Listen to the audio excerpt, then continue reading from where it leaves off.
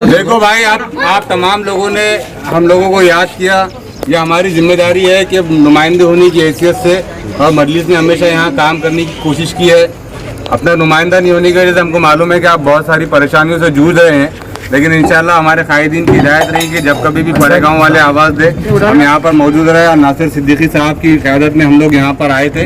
हम आप लोगों को एक मरतबा फिर देखिए, आज हमने एक काम का बेड़ा उठाया था और वो काम आप देख रहे हैं कि अब शुरू हो रहा है। चंद मिनट के बाद वो मशीन भी आ रही है, चालू हो गया 15 से 20 मिनट के अंदर इंशाल्लाह काम चालू होगा।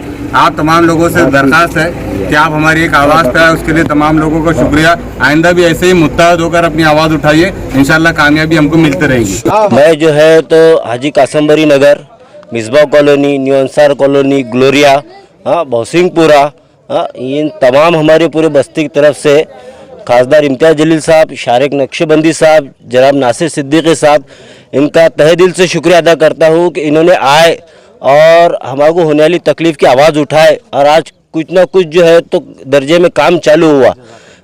बस यही तड़प थी हम लोग की कि भाई ये हमारे सरप्रस्त है, आना चाहिए, हमारे को देखना चाहिए और करना चाहिए। इसलिए जो 2-3 दिन से जो मसला चल रहा था कासमबरी नगर का, दरगाह का, जो भी बातें हो रही थी हमने भी बोले, ऐसा नहीं कि हमने बोला, लेकिन क्या तकलीफ़ थी, उतनी तकलीफ़ों हम जी रहे थे। जैसे आज शारिक नक्शबंदी साहब और जो है तो नासिर सिद्दीकी साहब जो है तो ये आए और इन्होंने अपने आंखों से देखे कि वाकई में कितनी तकलीफ़ है ये लोगों को, और इनको जिस तरह से फिर गुस्सा आया, बस यही मोहब्बत थी। हम चाह रहे थे मजलिस आए और हमारा दर्द समझे और काम करे, लेकिन अल्हम्दुलिल्लाह जो है तो इम्तियाज़ साहब के जो है तो हुक्म पर जो है तो हमारे शहर के सदर जनाब शारिक नक्शबंदी साहब, हमारे गढ़ नेता नासिर सिद्दीकी साहब ही आए और जो है तो जो हमको उम्मीद थी कि जो मजलिस काम करेंगी, अल्हम्दुलिल्लाह वो 1001% जो है तो ये साबित हुआ कि काम चालू हो गया, वो भी ऑन द स्पॉट होके। हम इनका जो है तो तहे दिल से जो तो आपके 2 दिन पहले नाराजगी थी, तो आप अब आने के बाद अब एमआईएम के ताल्लुक से आपके मन में दिल में क्या है? देखिए भाई, जो है तो मैं पहले से, बल्कि अभी से नहीं, ना मुझे कोई टिकट चाहिए, ना कोई पद चाहिए, ना कुछ नहीं चाहिए। मैं पहले से जो है तो एमआईएम का सिपाही हूँ और रहूँगा। इंसान जो है तो अपनों से नाराज़ होता, अपने को ही बोलता, बुरों को नहीं बोलता। जैसा मेरे को किसी से लेना देना नहीं है, मैंने कभी जो है तो किसी का जय जयकार नहीं करा।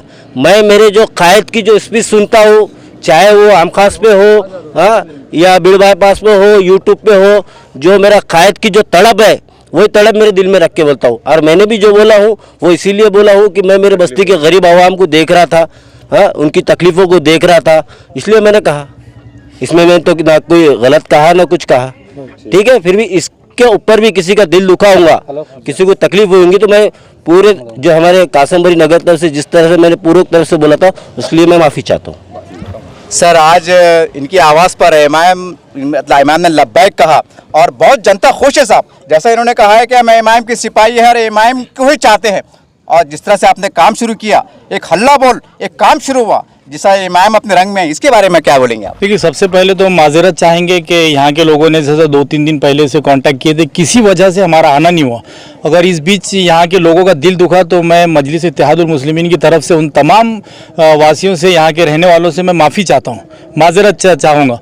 और दूसरी बात यह है कि यहाँ आज हमने आकर जो काम किया, तो ये हमने यहाँ के लोगों पे एहसान नहीं किया, ये हमारी जिम्मेदारी है, क्योंकि हम अवामी नुमाइंदे होने की हैसियत से यहाँ के लोगों की, जो कहते हैं ना कि जमहूरियत में अवाम बादशाह होती है, तो हमने आज बादशाह का काम एक वज़ीर बन के किया। हमने कोई उनके ऊपर एहसान नहीं किया, ये हमारी जिम्मेदारी थी और करते रहेंगे इंशाअल्लाह। सर, आपके 2 लफ्ज़, क्योंकि आज अवाम आज नाराज़गी थी वो कहने के दूर होते नज़र आ रही है, तो उसके पल को आप कैसे महसूस करते हैं? देखिए, तमाम पड़े गाँव वासियों का बहुत बहुत शुक्रिया कि वो लोग साथ रहे। एक बात थोड़ी सी समझने की है कि 25 सालों से गंद फैली हुई है पूरे शहर और ज़िले में, उसको साफ़ करने के लिए थोड़ा सा वक्त लगेगा।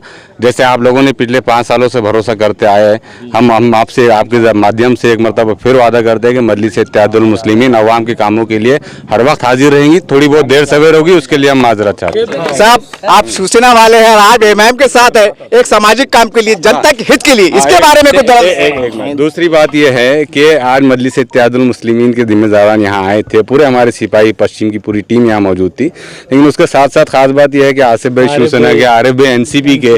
तो देखिए, जैसे हमारे भाई ने कहा, नासिर भाई ने, कि अवाम जो है तो राजा होती है। तो हमें पार्टियों से ऊपर उठकर जो है तो लोगों के काम करने को तवज्जो देना चाहिए और जीत अवाम की होती है। और मजलिस इत्तेहादुल मुस्लिमीन हमेशा ऐसे लोगों के साथ खड़े रहने के लिए तैयार है जो जनता के लिए काम करना चाहते हैं, पार्टी के लिए नहीं। आपके दो लफ्ज नहीं, देखिए मैंने इससे पहले भी आपको बताया कि यहाँ सभी पक्ष के लोग हैं, वो एनसीपी के है, मैं शिवसेना का है, ये सब बातें सही, लेकिन हम जो आज एकजुट होकर के इंशाल्लाह जो काम हुआ अल्हम्दुलिल्लाह मैं अल्लाह का शुक्रगुजार हूँ जो काम हो गया। और उसके बाद में हमारे नासिर भाई, शारिक भाई ये जो आए हमको वक्त दिए और आज जो काम हो गया इनके नेतृत्व में बहुत खुशी की बात है। इनका मैं तहे दिल से शुक्रिया अदा करता हूँ। अस्सलाम वालेकुम। मैं एमएम पार्टी का पश्चिम शहर अध्यक्ष इमरान खान बबलू बड़े गो और यहाँ की जितने भी आवाम आए थे इनका सबका तहे दिल से शुक्रिया अदा करता हूँ कि ये लोगों ने हमारे को साथ दिया और इनकी पब्लिक की मदद से ही जो है तो हमने ये काम को अंजाम दिया। माझं नाव रामराव दाभडे, मी ग्लोरिया अपार्टमेंटमध्ये राहतो। आज इथं आम्ही आल्यानंतर असं पाहिलं आम्ही फार एक चांगली वसाहत आहे, चांगलं जागा आहे, चांगलं वातावरण आहे म्हणून आम्ही इकडे आमची इन्व्हेस्टमेंट केलेली आहे। पण आज ही इन्व्हेस्टमेंट केल्यानंतर आता असं झालं की इन्व्हेस्टमेंट करून आपण चुकलेलो आहोत। पूर्ण आयुष्याची कमाई इथं लोकांनी गुंतवलेली आहे आणि त्यांना जे वातावरण पाहिजे ते वातावरण इथं ह्या प्रकल्पामुळे मिळेल असं झालेलं आहे। आज आमच्याकडे लहान मुलं, वयस्कर, ज्येष्ठ नागरिक, महिला सतत आजारी पडतात, सतत आजारी जास्त तुम्ही जर सर्वे केला घाटीमध्ये जाऊन तर जास्तीत जास्त लोक आमच्या साईडचे तुम्हाला तिथे दिसतील ॲडमिट झालेले। नंबर हा एक मुद्दा झाला।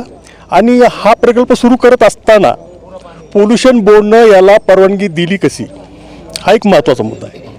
पोल्युशन बोर्डनं फार चूक केलेली आहे, कारण त्याप्रमाणे तिथं वस्ती राहणारी वस्ती ही किती अंतरावरती पाहिजे, तिचं अंतर किती पाहिजे ते असू द्या ना, आता ते खूप पाहतील ते तर किती अंतरावर पाहिजे त्या अंतराचं त्यांनी उल्लंघन केलेलं आहे। सगळ्या साईडनं बफर झोन पाहिजे। बफर झोन म्हणजे ते आपल्याला हे म्हणता येईल त्यांना वृक्षारोपण झालेलं पाहिजे, ग्रीन झोन पाहिजे।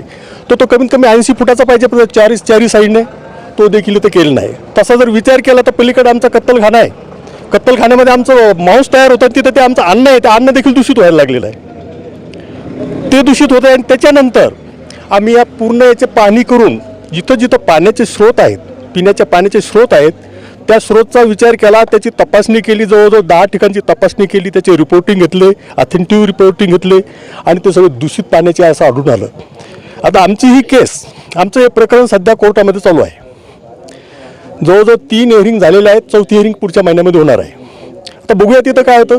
आम्ही पोल्युशन बोर्डला धारेवर धरला असता त्यांनी चुकीची आमची समजूत काढण्याकरता महानगरपालिकेला एक शोकॉज नोटीस केलेलं आहे। आता ते शोकॉज नोटीस आता काय केलं, त्यावेळेसच काय बंधन केलं नाही का बरं? इथं आमच्याकडे हा प्रकल्प आणला तुम्ही, कारण इथं आमची मुस्लिम वस्ती राहते, इथं आमची दलित वस्ती राहते म्हणून का?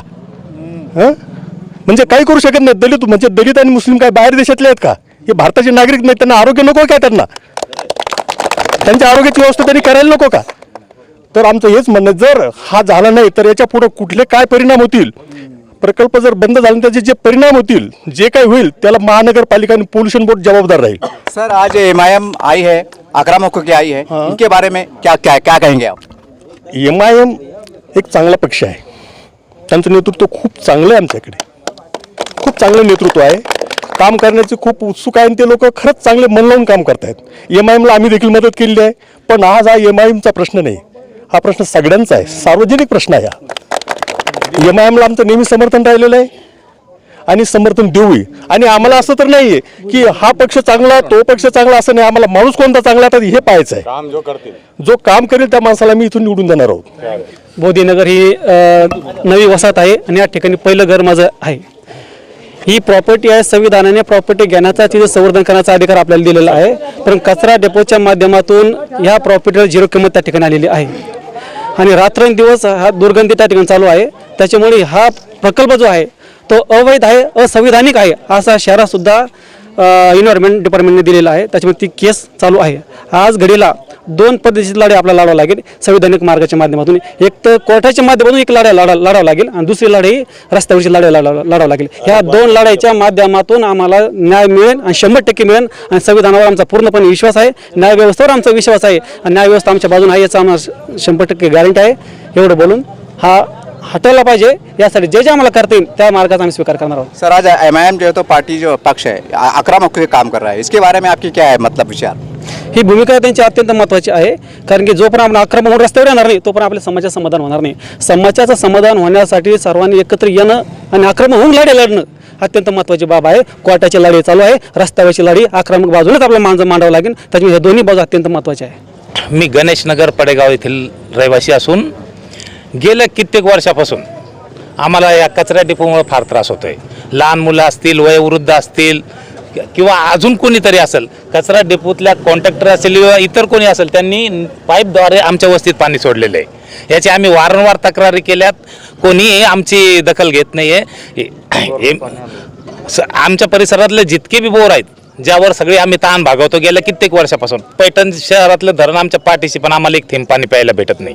आम्ही त्या बोरचं पाणी आज पितोय, त्या बोरला काळ भोर पाणी आज आलेलं आहे. त्यामुळं माझ्या परिसरातल्या सगळ्याच नागरिकांचे पूर्ण आरोग्य धोक्यात आलेलं आहे. त्यामुळं वयोवृद्ध असतील, मुलं असतील, वारंवार आजारी पडतात. कोविड सारख्या महामारीमध्ये आम्ही कसं तरी सावरलो, पण या डेपोतल्या घाण पाण्यामुळे आमची आर्थिक खूप हानी झालेली आहे. सर लेकिन आज जैसा आपने कहा, लेकिन आज एमआईएम खासदार के आदेश पर आक्रामक होकर आपकी सहायता के लिए आई, तो इसके ऊपर तो कहीं ना कहीं आपको समाधान होना चाहिए ना। बिल्कुल सर, मैं एमआईएम के साथ हूँ, पहले से भी हूँ, अब भी हूँ। जलील साहब मुझे अच्छी तरह पहचानते हैं, लेकिन बात यह है सर जी, अब हम बार बार उनको अगर किसी को भी रिक्वेस्ट करते, हमारी कोई दखल ही नहीं ले रहा, तो उससे हम क्या कर सकते बताओ. खासदार साहेबाला भी निवेदन दिलेले होते, आम्ही भेटलेलो त्यांना, आणि पण त्यांनी पण म्हणजे पाहिजे तसं आम्हाला हे दिलेलं नाही. आमचा एमआयएम पक्षाच्या सोबत राहण्याचा पूर्ण संकल्प झालेला आहे. आम्ही 20 ते 50 वर्षापासून, मैं 50+ हूँ, अभी तक पडेगाव परिसर में कुठल्याही गोष्टीचा विकास झालेला नहीं है. मेरे खासदार साहब से रिक्वेस्ट है कि साहब जहाँ बैठे थे ना, जो जिनके घर में बैठे थे ना, वहाँ से अगर डेपो तक भी आ जाए तो मेरे लिए बहुत काफ़ी, क्योंकि वहाँ से गाड़ी तक आती नहीं, और बारिश अगर गिर जाए ना तो रात में रोज सारे 2-4 बच्चे बीबी सब गिर जाते हैं रास्ते में चलते चलते.